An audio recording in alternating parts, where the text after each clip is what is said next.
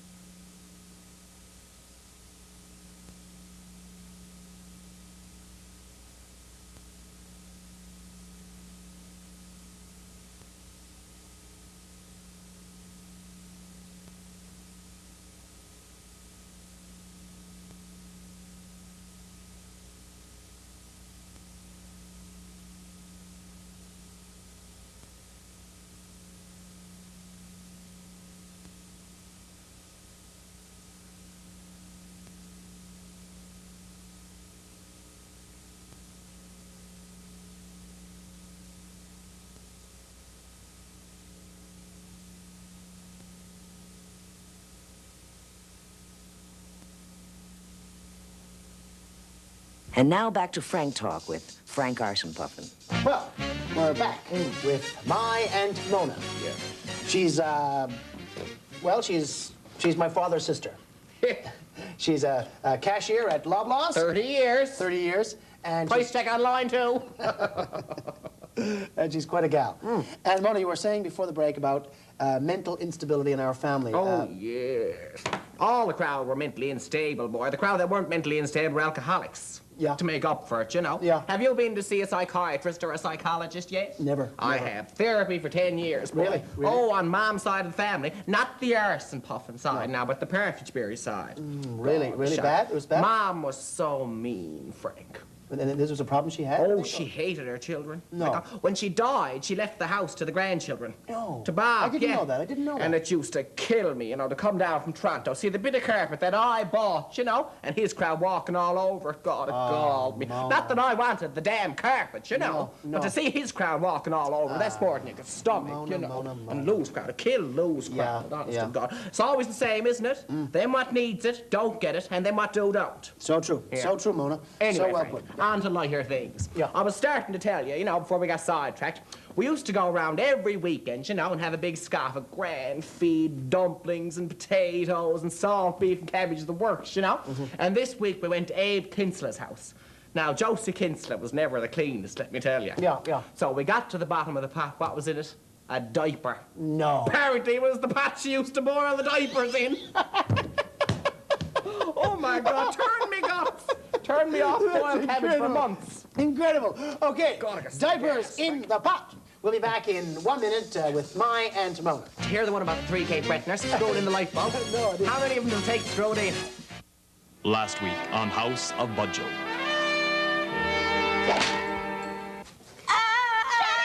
You can't go staying in this great big house by yourself, Nan. Sure, come into town with us. You're always welcome in our house, Nan. You're as welcome as the flowers in May. I can't take it anymore, Nanny Hines. Up and down, over the stairs, 3 and 4 times a day with the tray. This is my home now. Now, this was your home, Nan. St. Jude's over there's going to be your new home. But, Roger, you said if I gave you my little nest egg, I'd have a home here for the rest of my days. Not that song and dance again, Nanny, please. And I'll die in this house before I go to a home.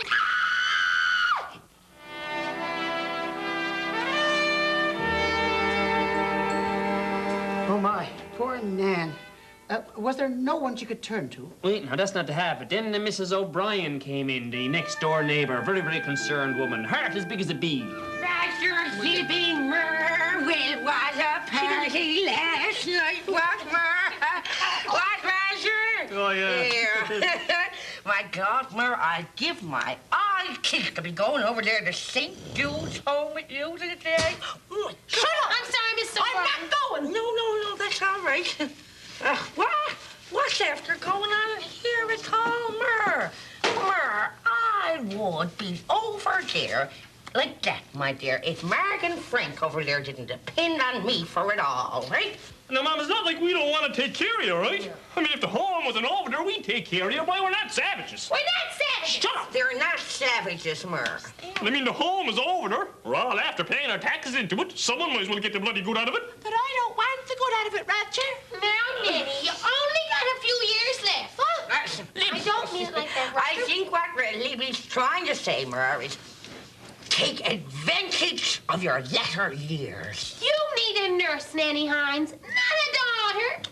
Well, I told you to go into nursing, sweetheart, but you were too stunned. I can't keep it up, Nanny. Up and down over the stairs, traying 4 times a day with the tray. I got to think of Brycey and Misty Dawn now, you know. Yes. Well, if I'd known it'd come to me or them, I would have plucked their gummy jaws from your suckling breasts and dashed their brains out against a rock. Should never have taken Nan to see Macbeth. It's all right, Roger. They got a full psychiatric unit over there, you know. Good thing. Wow. Oh my God, Miss O'Brien, Sorry, I'm awfully Miss sorry about O'Brien. that. All right. Vernon would never let this happen to his mother. I'm going to tell you something now, Nanny. Don't you try and stop me, Roger. Your sensitive Vernon is married to a man. I know he's a bit odd, but at least he loved his mother. They all do. Stop it. I'm not going. I'm not an invalid. Not yet. Not yet. And Roger, I still have control of my facilities. You're a remarkable woman for your age. Remarkable, Roger. But one of these days, boy, you know, snap, and you're all over the place. Then where are we? I say get her in now, all the going's good. Right you are, Roger. Roger, where's that suitcase we had packed up for Gran? They just called and said to have her ready. I don't know what a damn Get out suitcase is. here. Go on, Roger. Let me talk to her. Now, Murray, you know it's the best thing for you, I don't do you? not know it's the best thing for me. You think you're too good to go to St. Jude's, don't you, Murr? Huh? That has been your problem, my dear, all your life. You think you're too good to live. Oh, yes, try it. Just try it. The gloves are off, Murr. I only hope, Murr, you have the decency to go quietly. Oh, they're here. Mrs. Hines? No, I'm Mrs. O'Brien, and this is Mrs. Hines, the lady you're looking for. I hope you'll have the decency to go quietly now. No, my darling. No. I am Mrs. Hines, and this is Mrs. O'Brien. Oh, my God, no. I mean, I'm Mrs. Nanny. So. She's all confused. You're going to have to give her a hand, but she's got nothing to go but herself. What do you mean, Murray? Frank! Her children. I'm just over from next door babysitting. They'd be lost without her. My God, if I get Don't take any lip from her. She's a bit stuck up. She thinks she's too good to live.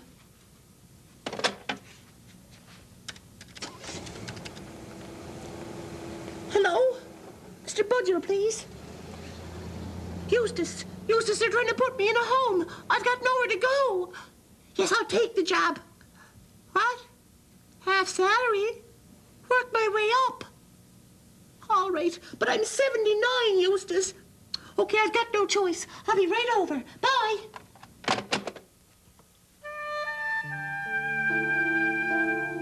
And so, she came to stay with us. Yep.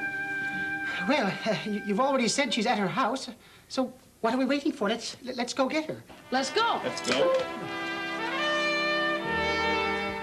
Ladies and gentlemen, the President of the United States. Good evening, my fellow Americans. Well, here I am again, doing more of what I've been doing so much of lately, and that is explaining away things that, quite frankly, I don't understand. But I realize that ignorance of the facts is no excuse for inaction. So here we go again. Now, when I said all of those things, I was under the impression that I was thinking. But what I realized only later through conversations with others and prodding of my memory and sometimes with electrical cattle prods, that what I realized and against what I thought at the time was my own better judgment. What I realized was that during that whole period in question, I was actually sleeping and had been asleep for quite some time, sitting up in my chair, talking as usual, so that others, when they came into the room, mistook me for being awake. And when I snored, well, they jumped. And when I twitched, well, they thought I was approving massive arms shipments to terrorists and covert drug trafficking of millions of dollars and so forth. But in reality, the whole Iran-Contra affair was a nightmare that I had probably from eating too many jelly beans. And believe me, if this were Dallas and I was Bobby Ewing, I'd just love to wake up. In fact, I think I'll wake up anyway. But, you know, the truth, when it's found. But quite frankly, you know, we've given it such a beating, I don't think it's going to show its face this side the Rio Grande for quite some time. But if it does, you can be sure we'll send it straight to the shredding machine. And in conclusion, I want to leave you with this thought, a thought that I have very frequently. And it's the truth, justice, and the American way, and that life, liberty, and the pursuit of freedom, and so forth, and so on, and I just want to say that. I've wanted to say that all my life, and I just want to keep on saying it. And so I think I'll say it again. Truth, justice, and the American way, and that life and so forth. I know that line. Now wait now. I'll just need a bit of energy here. Where's it line? Truth, tea. Truth under tea. Here it is. I had a few drinks, but I'm still your news announcer. What's wrong with you? No sense of humor? Can't take a joke? Everybody has a few drinks, you know. Of course, I know Mr. and Mrs. Canadian Q Perfect would only have a couple of Q Perfect drinks. Nothing out of the way, nothing cause any trouble. Oh, I hate that the world is round like that, round, spinning on its endless, nauseating axis. I know what's going on, you know. I know what's going on.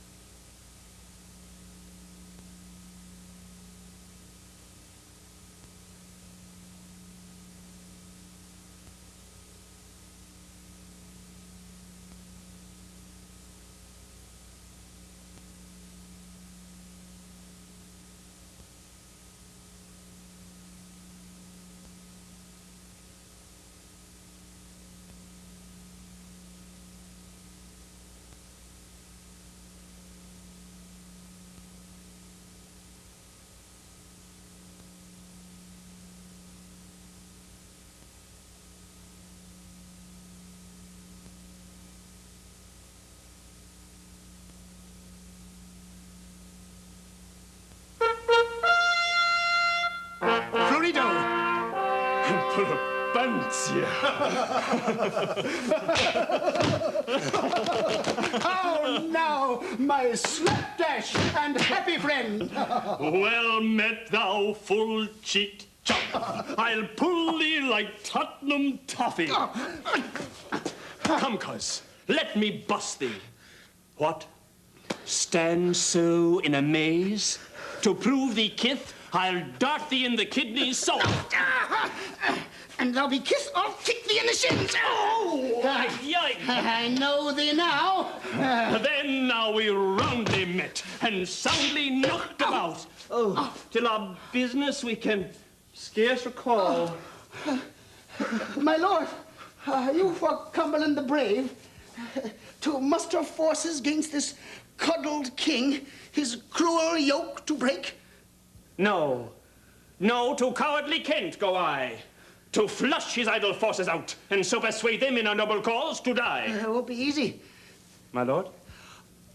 And so must bid adieu. Then slap me once again in thine embrace. Clasp thee, good fellow, to my heart, and hug thee like the Russian bear, to prove I care.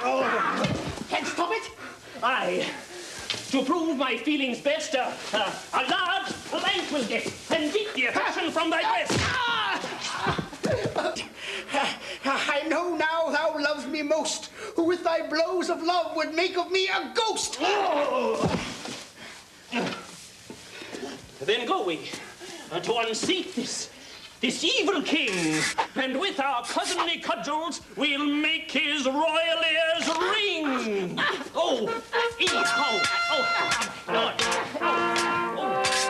See now the pale and ghost-like barren queen frets of battle's edge her faith to glean. Uh-oh, Provencio now makes of her a widow squared. We'll take her to his bed and stick it in her ear. What says the fool? Make with her an ear, my lord. So hard to sleep to miss this part. What's this I smell?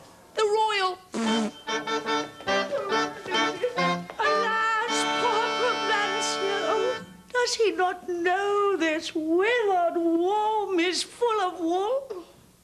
Hast thou loom to weave a child where nature gives me none? Stop these yarns of woolen wee ones, lady. Oh, her royal mind unravels.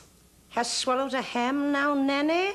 Whilst he then bring in the Hebridean weavers, a child to weave, a tartan child as befits a Scottish queen. Mad lady, hie thee hence.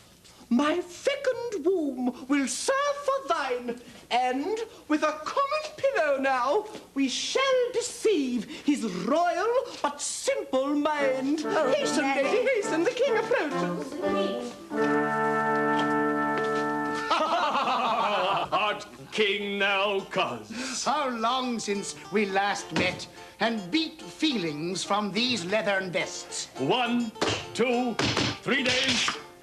No more, I hope. And now thou wearest the crown. Come and kiss me all, but be not long and linger with your tongues, lest your new king that wears the crown in your moist affection lose his breath and drown. Oh, kinky king, happy is the mother that did thee beget, for England in this man is truly met. Hurrah! His rugged face, the jagged shores. His scattered brains, the Hebrides. And here, my lord, is Middlesex. Enough. And the hairs upon his chest like incidental shrubbery that anyone might see along the roadside anywhere in the kingdom. I guess. Well then. Just so. Hurrah! My lord, my liege, my king, my spouse, my cuz. Here lies the hope to quicken hearts upon this isle so queer. Let it be known that from thy silken purse I've made a royal pig's ear. Oh, blessed day for England. Oh, softest Prince of Wales that e'er there was. My lord, 'tis a cushion. Aye, but the king's convinced. When shove comes to pushin', wilt thou serve this royal cushion? Sblood, I'd rather kneel on't than to it. See these lords, how black they look upon our pleated satin sun. I cannot serve this pillow prince. Here's the line. Step out, and thou art mine. Traitor, choose thy head. And thou thine. This is thy doing, lady, and so art thou undone. Ah, not so fast, my lord. I'm dead, killed. Oh, unhappy end of me. Oh. Oh, what accident of horror hath here happed, when three so young, so fair, can snap, and with one force contrived move, each other's happy heads remove, so are to sleep, to serve them in the beyond. But ha, there's movement yet. The queen, like a maggot, rides on the royal rotting heap. Who would have thought the little cushion had so many feathers in it? Art king now, Cush, and I thy queen? Of all the kings of England, thou wilt be best, and from thy fluffy loins feather a huge dynastic nest.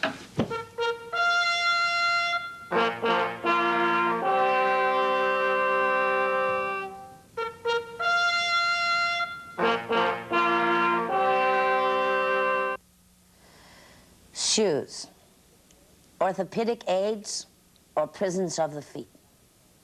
That's the story later. We now return to House of Budjo.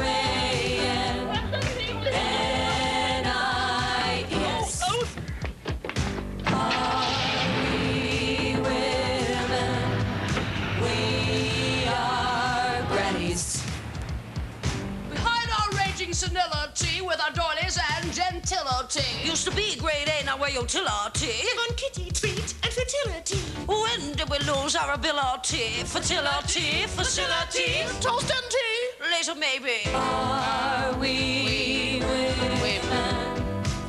We are grannies. G-R-A-N-N-I-S.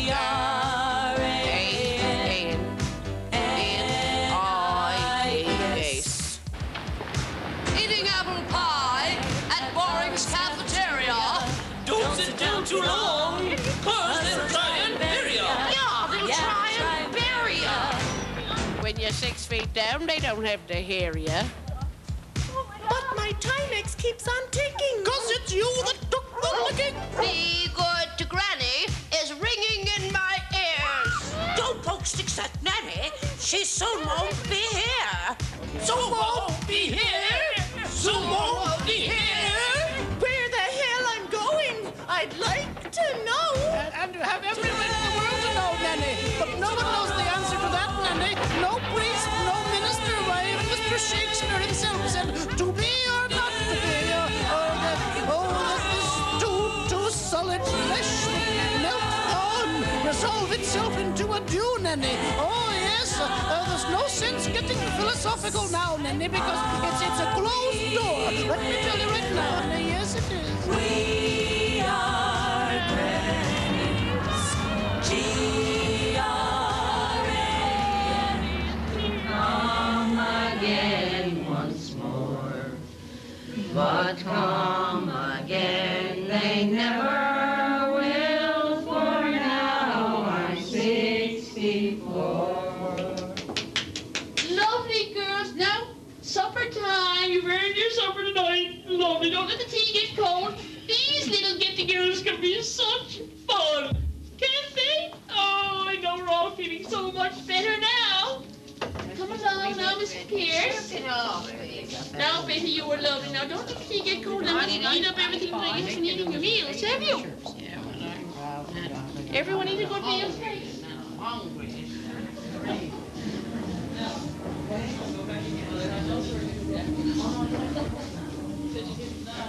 No.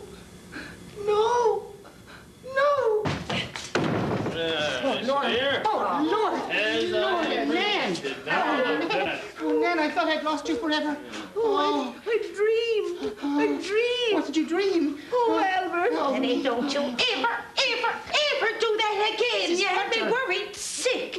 Did you dream any good videos, Nan? Oh, don't mention videos. Get up off that old floor. You'll get a cold right up Come on through now, you can do all Nanny. that in the car. We gotta get a move on here.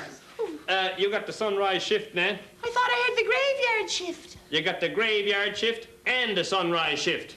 That'll teach you to go AWOL. Nanny. Come on, Nanny. we need to move on. I'm telling you, don't ever do it to me again. I'm telling you that. Roger,